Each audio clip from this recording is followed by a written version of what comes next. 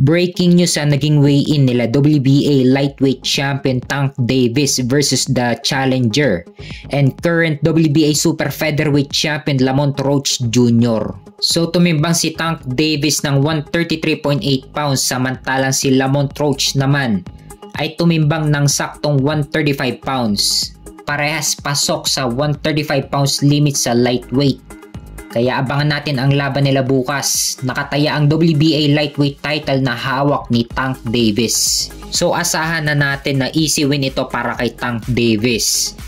Pahayag ni Tank Davis after ng laban niya kay Lamont Roach, nagbabalak na rin siyang magretiro sa boxing. Nawala na rin ng gana si Tank Davis na lumaban dahil nauna nang umatras si Vasily Lomachenko sa laban nila na dapat gaganapin ng buwan ng December. Kaso nag-decide muna si Lomachenko na magpahinga muna sa boxing. Kaya pinili ni Tank Davis na labanan si Lamont Roach. Dapat nangyari na ang laban nila noong December, kaso pinakancel naman ni Tank Davis ang laban. Kaya na-reschedule ng March 1 ang petsa ng laban nila. Dahil paiba-iba ang takbo ng pag-iisip ni Tank Davis. Mapapansin kay Tank Davis na wala siyang gana dito sa laban niya kay Lamont Roach. Mapapansin na malamya ang kilos niya dito sa weigh-in nila. Kasi ang balak talaga ni Tank Davis ay labanan si IBF lightweight champion Vasily Lomachenko.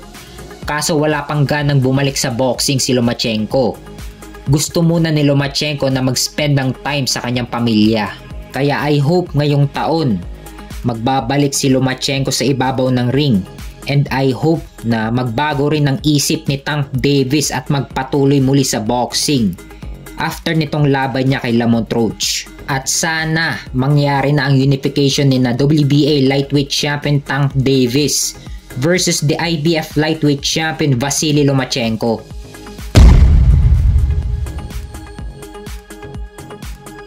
Sa kabilang banda naman, WBO super lightweight champion Teofimo Lopez versus the IBF super lightweight champion Richardson Hitchins.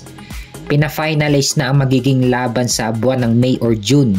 Sa wakas magkakaroon na rin ng unification dito sa 140 pounds. Hawak ni Teofimo Lopez ang WBO super lightweight title. Hawak naman ni Richardson Hitchins ang IBF super lightweight title. Hawak naman ni Alberto Puello ang WBC super lightweight title. At hawak naman ni Jose El Rayo Valenzuela ang WBA super lightweight title. So may laban din bukas sina Alberto Puello at Jose El Rayo Valenzuela. Idedepensa ni Alberto Puello ang WBC super lightweight title laban sa mandatory challenger na si Sandor Martin. At idedepensa naman ni Jose El Rayo Valenzuela ang WBA super lightweight title laban kay Gary Antoine Russell. Kung parehas magtagumpay sina Alberto Puello at Jose El Rayo Valenzuela, baka unification na ang next fight sa pagitan nilang dalawa. Maganda to, unification ng WBO at IBF sa pagitan ni na Lopez at Hitchins.